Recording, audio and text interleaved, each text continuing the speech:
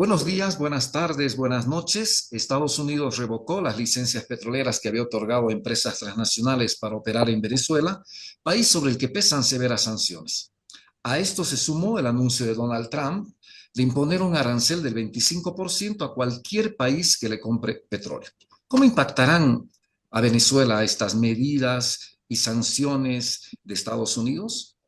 Según la revista Semana, las medidas buscan asfixiar económicamente al régimen de Nicolás Maduro.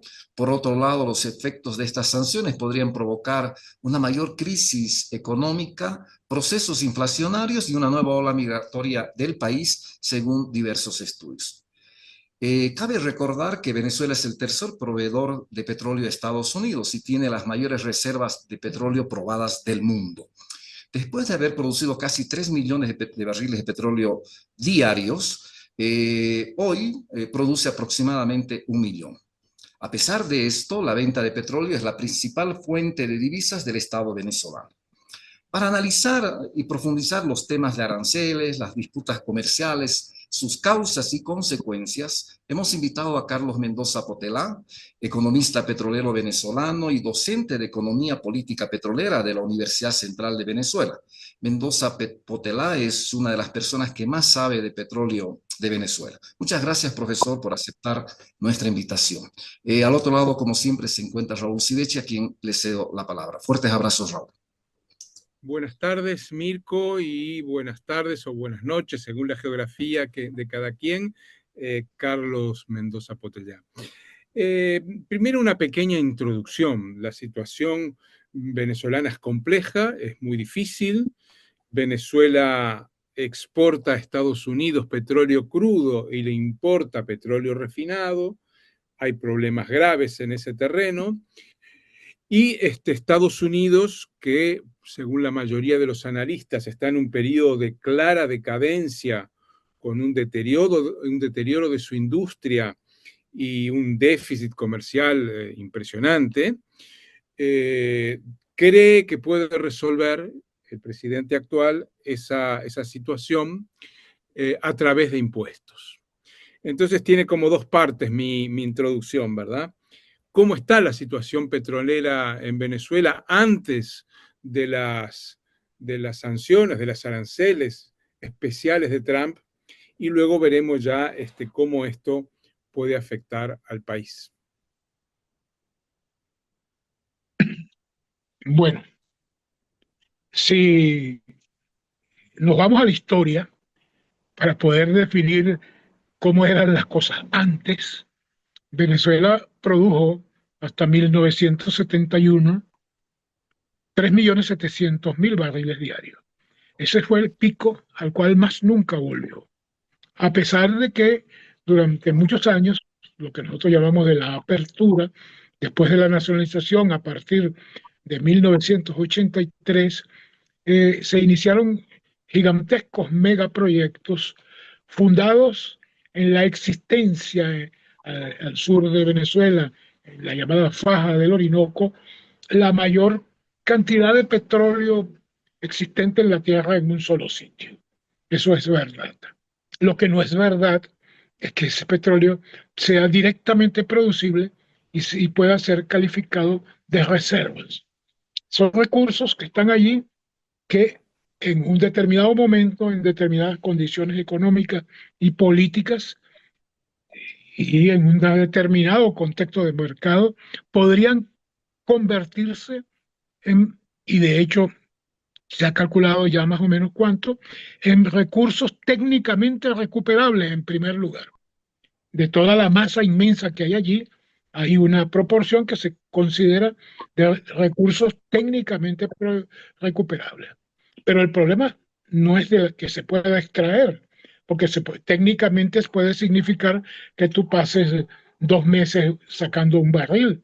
Técnicamente lo puedes sacar, pero el problema es lo económico. Y ahí es donde está la discusión ya tradicional que se tiene aquí en Venezuela con los superoptimistas petroleros y lo que yo llamo el realismo petrolero. Es cierto que está allí una acumulación gigantesca de petróleo, pero no es cierto que sean reservas. Las circunstancias históricas determinaron que siendo Venezuela un gran país productor de petróleo en los años 70, por razones de la geopolítica y cosas, se impusiera una nacionalización desde afuera que nos obligó, entre otras cosas, uno de los compromisos de esa nacionalización era que nosotros íbamos a desarrollar la faja del Orinoco. Y ello determinó, por otro lado, un abandono de nuestros yacimientos convencionales. Cuando yo te digo un abandono de nuestros yacimientos convencionales, te estoy hablando, por ejemplo, de 40.000 pozos perforados, 37.000 de ellos todavía factibles de ser activados y 18.000 de ellos directamente producibles. Muchos de esos campos han sido dejados de lado porque campos no pozos dentro de los campos, porque eran pozos y campos donde se producían, bueno, 100, 200, 300 barriles diarios, pero eran 18.000 pozos. A raíz de ello, los cálculos megalománicos que se hicieron con la faja, de que allí habían 270.000 millones de barriles de petróleo, la mayor acumulación de petróleo en un solo sitio en el mundo, y de allí sacaron cuentas de gran capitán de cuánto sería el petróleo recuperable, y de ahí convirtieron eso por simple regla de tres, cosas por el estilo, en reservas probadas, sin hacer un análisis real del mercado, de los costos, de los precios y de las expectativas de la oferta y la demanda. Eso condujo durante los años 80 y 90 del siglo pasado al diseño de proyectos ruinosos de producir, que se reeditaban cada 3 y 4 años, de producir en los próximos 5 años 7 millones, 6 millones, 5 millones de barriles diarios. Y mientras tanto la producción comenzó a declinar. Llegamos a reinstaurarnos un poco cerca de los 3 millones de barriles diarios, pero a la postre, a pesar de todos los planes y proyectos y todas las inversiones que se hicieron, la producción petrolera venezolana comenzó indefectiblemente a disminuir. Se estableció una capacidad de producción nueva en la faja del Orinoco, para extraer un petróleo extrapesado. Petróleo extrapesado quiere decir un petróleo de 5 a 8 grados que no flota en el agua, un petróleo, bueno, es una escala inversa, porque cuando tú lo hablas de peso específico, son petróleos de inmenso peso específico, pero en la particular estadística del American Petroleum Institute, la gravedad es inversa al peso específico. Y mientras menos peso menos gravedad, más peso específico. Precisamente el petróleo venezolano está por debajo de 10 grados, que es el peso específico del agua, lo cual quiere decir que es más pesado que el agua. Entonces se hunde en el agua. Entonces todo eso comporta dificultades técnicas y de desarrollo, de flujo incluso por las tuberías, de exigencia de potencia de la bomba. Es decir, existe un conjunto de circunstancias que no existen en el petróleo convencional, que fluye naturalmente, y cuando su flujo pierde potencia, se reinyecta gas o se reinyecta agua y él vuelve a retomar su flujo. No, este es un petróleo que hay que estarlo desde sus inicios auxiliando con inyección de vapor, con inyección de gas, con levantamiento por métodos más costosos, etc. Entonces, Venezuela se embarcó en ese negocio de la faja obligado, fue una de las condiciones de la nacionalización, pero que nuestros gerentes heredados de las transnacionales se enfocaron en él y abandonaron los campos convencionales. Ello determinó que nuestros campos convencionales aceleraran su declinación y la capacidad de producción venezolana de petróleo de 25 a 30 grados, que es el promedio del petróleo venezolano, comenzara a declinar, mientras que el petróleo extrapesado que había que mejorar no arrancaba en las proporciones requeridas. Eso es lo que explica, ¿no?, la caída desde la cima de 1971, el agotamiento de los campos convencionales, el abandono del mantenimiento de esos campos y la insistencia en el desarrollo del crudo extrapesado y sus complejidades. Todo ello condujo, además de una política contraria a la participación fiscal, contraria a la participación nacional que se quiere demonizar llamándola estatismo, toda una cantidad de circunstancias de este tipo, alimentadas desde afuera también, pero sobre todo desde adentro, por partidarios de seguir siendo petroleros eternamente y descuidar todos nuestros otros sectores productivos. Ya nos prefiguraba antes de las sanciones norteamericanas unas circunstancias críticas. Cuando llegan las circunstancias críticas, se hacen catastróficas con las sanciones norteamericanas y es Profesor, lo que... Ajá. disculpa una pregunta. Usted plantea que en este momento, antes de las sanciones, ya la situación estaba muy mal.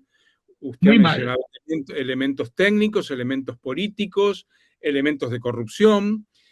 Y ahora, en esta situación, vienen las sanciones y qué resultados puede provocar en la industria petrolífera y en Venezuela como país.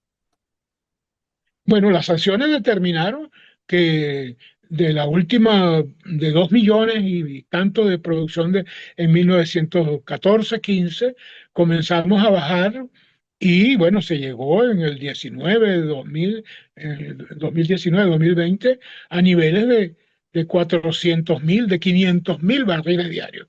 Para un Y país ahora subió un acostumbrado. poco.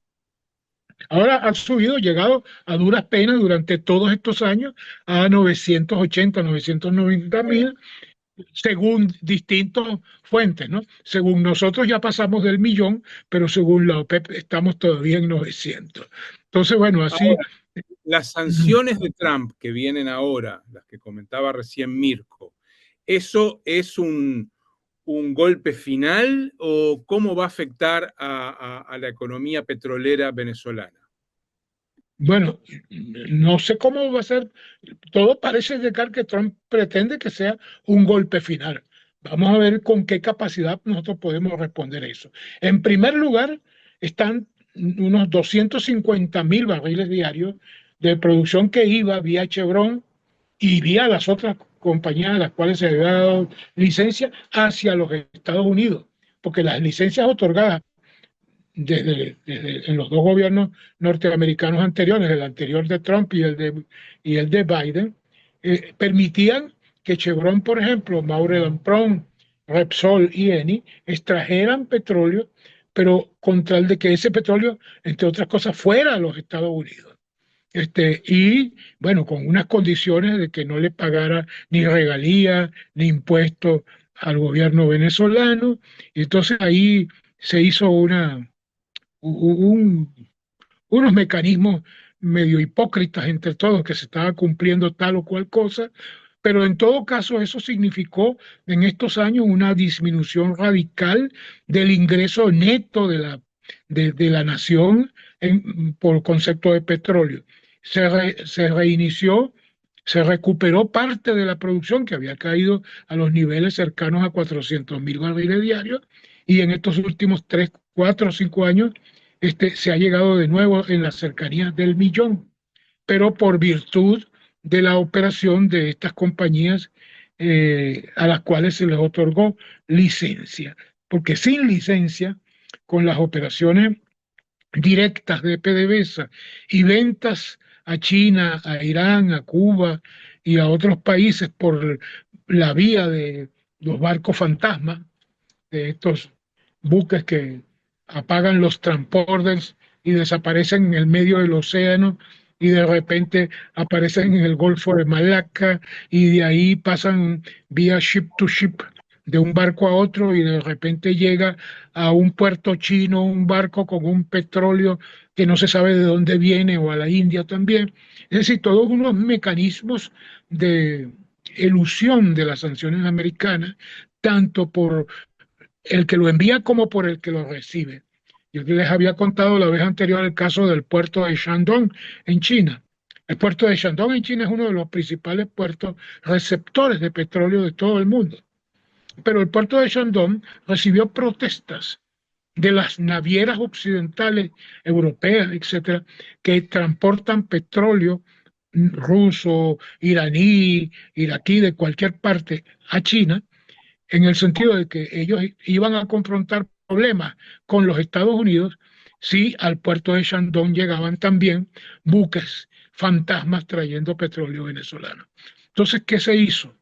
El puerto de Shandong prohibió entonces la entrada de buques fantasmas. Entonces, ¿qué se hizo? Bueno, el petróleo venezolano sigue llegando a China, pero por otro puerto que no está cerca de la refinería. Y entonces hay que hacer un traslado por tierra hacia Shandong, que es donde están las refinerías. Bueno, ese tipo de circunstancias pasa en todos los países. Venezuela ha tenido que hacer trampas de todo tipo, negocios con navieras oscuras, pero le llaman la flota oscura, pues. Y las técnicas esas de ship to ship y Malaca, Singapur, que es el sitio donde se producen los traslados. Y entonces los barcos que llegan a la India o que llegan a China no vienen de Venezuela, sino que vienen de alguna parte en el Océano Índico que uno no sabe cuál fue, etcétera, pues. Entonces eso Y comporta costos. Quien asume esos costos es Venezuela y eso significa menos participación fiscal y más crisis económica interna. ahora tenemos una caída importante del precio del petróleo, está en los $60 el barril, depende de las categorías, pero ha habido una baja por lo menos de $10 en los últimos días por este terremoto que ha provocado los aranceles de Trump, y además los aranceles ahora a quien compre petróleo venezolano. Usted en los 2, 3 próximos años, ¿qué se imagina que puede pasar con Venezuela? ¿Estamos ante el final o estamos en un... No. En los dos próximos 3 años, yo no sé nada. Lo que puede pasar va a pasar ahorita. Ya. Yo no puedo proyectar lo que está sucediendo ahorita a 2 años. Esto es ¿Y una qué puede cosa, pasar ahorita? esto es un golpe circunstancial que busca una salida inmediata. Porque si esa salida se produce, Venezuela comenzará a producir 2,5 millones pronto. ¿Por qué? Porque petróleo bajo control norteamericano, bajo control del sector político afiliado a los intereses americanos internos, toda una cantidad de cosas. En 3 meses, Venezuela, en 3 meses, con ese apoyo y con miles de millones de dólares de Shell, de Mobil, de Gulf ya no existe, de otras corporaciones, de British Petroleum, etcétera. Bueno, comienza de nuevo a producir. Venezuela necesita, por ejemplo, mantener esos 18.000 campos y comienza a producir fácilmente, rápidamente, 600.000 barriles diarios de crudo mediano pesado rápidamente, ¿no? Entonces necesita un gran capital que ya no lo tiene el Estado venezolano, pero que sí existen empresas internacionales que pueden evaluar técnicamente las posibilidades y las circunstancias económicas en condiciones de un Estado paralizado y sitiado. Digo, bueno, yo te pongo en producir eso, pero te voy a pagar 7% de impuestos sobre la renta, 3% de regalías, y bueno, ya. Bueno, O sea, tú según lo que decides. O no recibes nada. Ajá. si interpreto bien sus palabras, profesor Mendoza, estamos ante en el corto plazo, ante la posibilidad de un colapso del gobierno venezolano. Sí, eso es lo que se busca, eso es lo que ellos quieren, pero claro, Aquí hay una gran oposición al gobierno venezolano, pero dentro de esa gran oposición hay una gran parte de ella que es democrática, que no es golpista, que quiere la salida de este gobierno, pero no quiere el colapso del país. Y entonces son dos cosas distintas, pues. Una es una cuestión política interna de oposición a un gobierno que se considera dictatorial, violador de las garantías, etcétera. Bueno, todo lo que dice el discurso opositor. Y otro que es, bueno, mira, yo para obtener eso acepto lo que diga Trump. Y bueno, sí, se paraliza la industria a cero, que se paralice a cero, pero el objetivo es sacar a Maduro. Pero lo sacamos. Y después, ¿cómo se va a reiniciar? Pues fácil, van a venir las corporaciones norteamericanas, inglesas, japonesas, chinas, rusas, de todo tipo, a desarrollar la industria petrolera venezolana en unas condiciones fiscales e impositivas mejoradas que disminuya el government take, como llaman ellos a los derechos soberanos venezolanos. Bueno, ese tipo de cosas, pues. Profesor, Entonces, no hay una perspectiva a 2, 3 años. Es una perspectiva que se tiene que resolver en 2 o 3 meses, o al menos 2 o 3 semanas, no sé. Perfecto. Una última pregunta que quisiera hacerle, usted como persona especialista en economía, ¿cómo evalúa la propuesta de Trump de revertir la decadencia y la desindustrialización de Estados Unidos a través de aranceles? O sea, Estados Unidos y el mundo occidental han sido mundos que han defendido el libre comercio, ¿verdad? Y la globalización. Y ahora rompen con el libre comercio y van a un regionalismo intenso que aparentemente o refundaría la globalización o bloquearía la vieja globalización. ¿Usted cree que se puede revertir la decadencia de una nación tan importante con aranceles? Yo creo que no, pero Trump cree que sí. Entonces mi opinión no cuenta mucho. Yo creo que no y creo que Europa tampoco cree que no y el mundo pues ha declarado, los principales economistas venezolanos, norteamericanos, perdón, Krugman y otros han dado su opinión absolutamente negativa a eso. Y es muy factible que se produzca una derivación política de esta materia, tengan consecuencias negativas contra Trump en esa materia, pues ya se puede ver que hay una reacción interna norteamericana.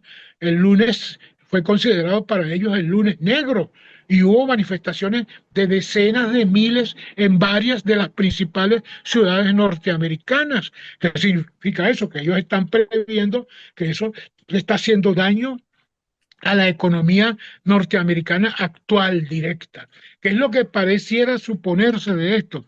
Que Trump es el emisario del gran capital, mucho mayor que el capital industrial o el capital normal, el capitalismo normal de los Estados Unidos, sino del gran capital financiero, bueno, un poco el capital que gobierna hoy el mundo, pues, que es el capital financiero, en donde el capital industrial cuenta menos, pero nunca había tenido ese poder. Este pareciera ser definitivamente el poder definitivo del capital financiero internacional.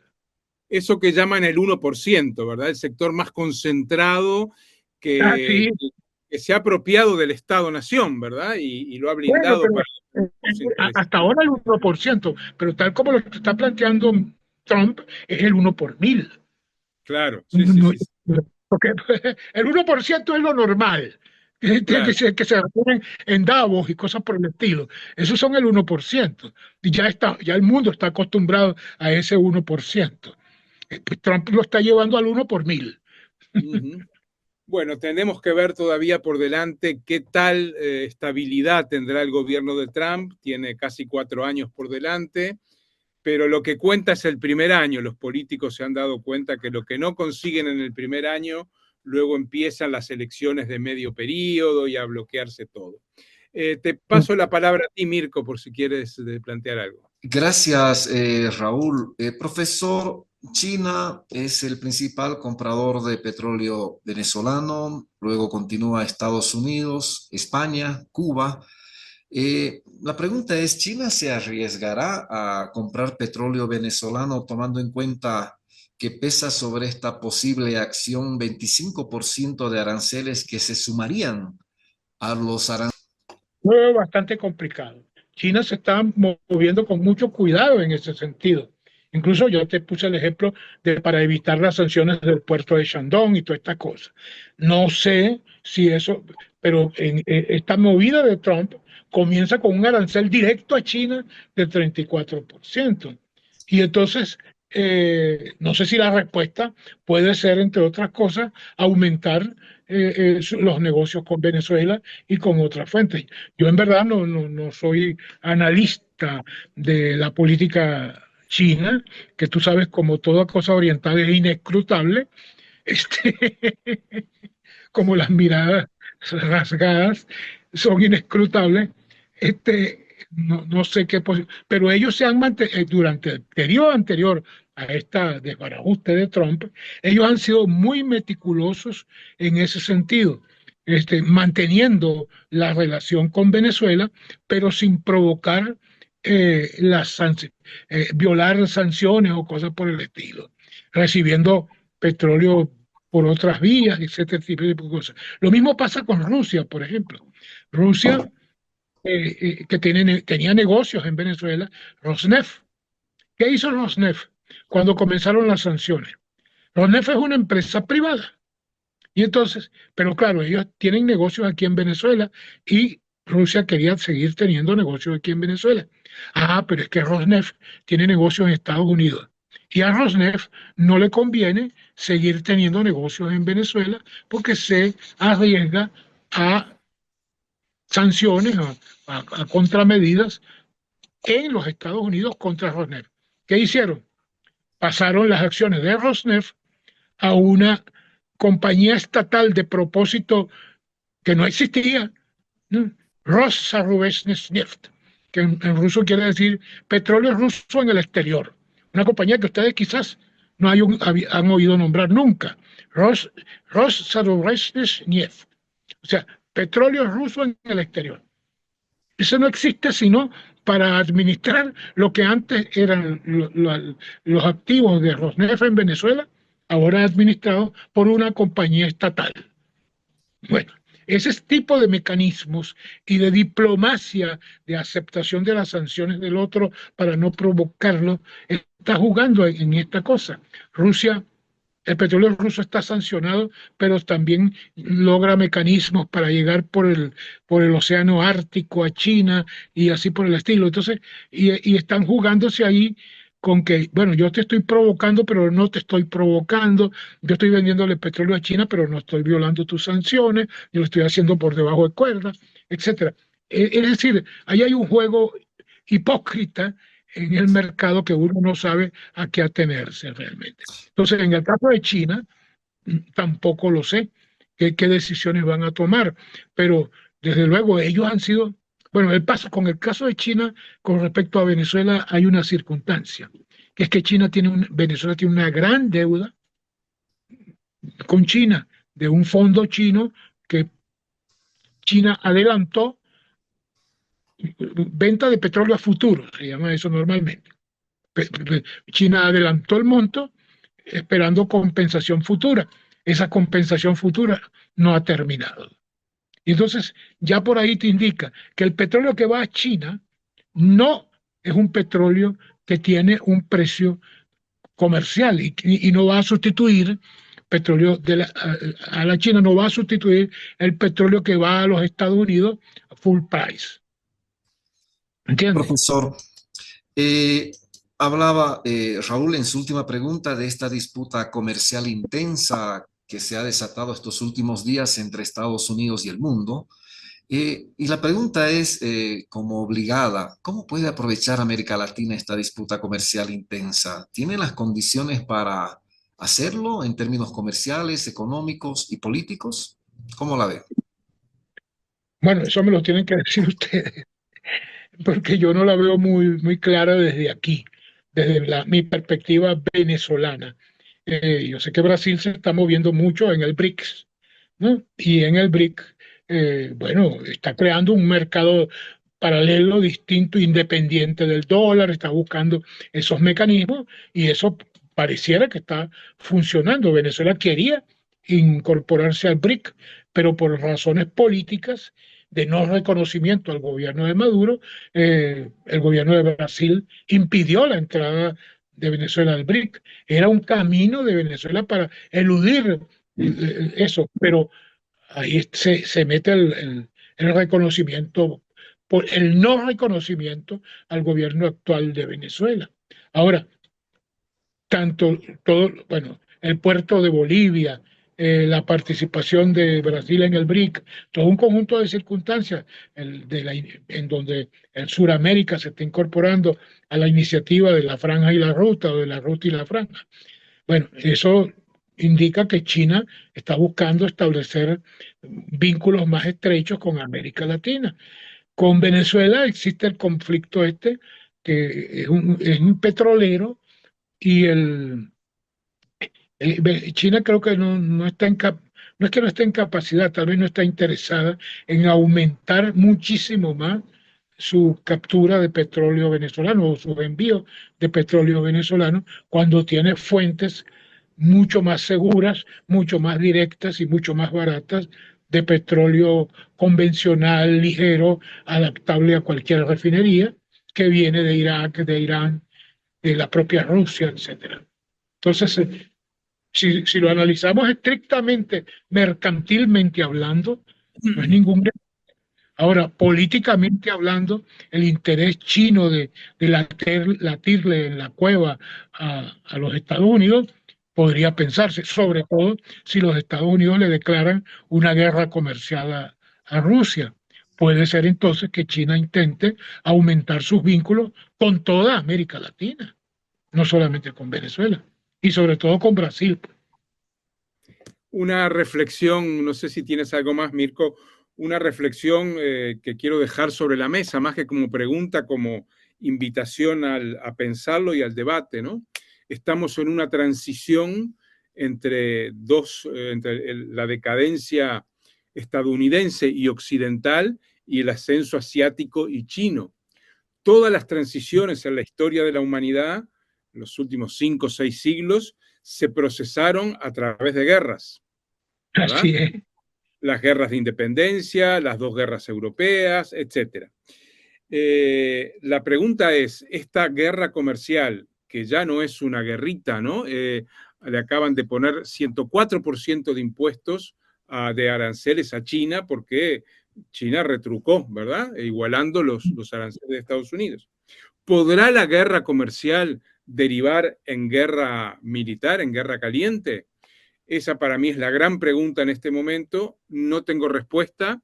Sé lo que me gustaría, pero creo que hay que estar muy atentos a esto porque yo creo que la paz en el mundo, o paz no porque tenemos Gaza, tenemos Sudán, tenemos medio mundo en armas, Ucrania, pero la situación actual puede derivar en conflictos armados mucho más graves de los que ya conocemos.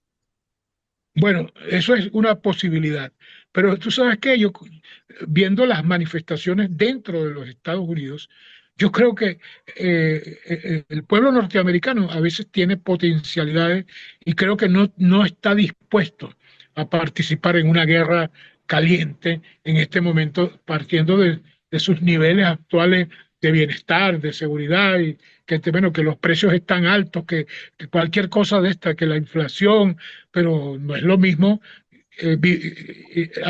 un país en guerra. Las expectativas de guerra durante la Guerra Fría era que, bueno, la gente construía refugios antinucleares. En California, esa era una industria floreciente, la construcción de, de, de refugios antinucleares. Incluso en la novelística y en la cuentística, un norteamericana en particular un tema permanente era el tema de la Tercera Guerra Mundial, de la destrucción. Hay un libro petrolero que yo sí cito mucho, que es El colapso, de un suizo bandido que estaba preso, que predecía en los años 70, con los conflictos del Yom Kippur y la Unión Soviética, con pactos con Egipto y cosas por el estilo, que por cuestiones petroleras se iba a declarar la Tercera Guerra Mundial. Y él escribe un libro de ciencia ficción ambientado en 1995, un libro escrito en el 72, pues, ¿no? Pero él lo ponía que él estaba escribiendo ese libro en las ruinas radioactivas de San Francisco, dentro de las ruinas radioactivas. Entonces él empezaba a echar el cuento desde 1972 al 95, cuando el Shah de Irán bombardeó a Israel y cosas. Bueno, un cuento. Y eso está en la narrativa de la Guerra Fría y en el caso de los norteamericanos, yo creo que en el ADN del peligro nuclear y las manifestaciones del lunes tienen mucho que ver con eso. Muchas gracias, profesor Carlos Mendoza Potellá. Muchas gracias. Muchas gracias a ambos. Hasta la próxima a todos los que nos han seguido. Muchas gracias.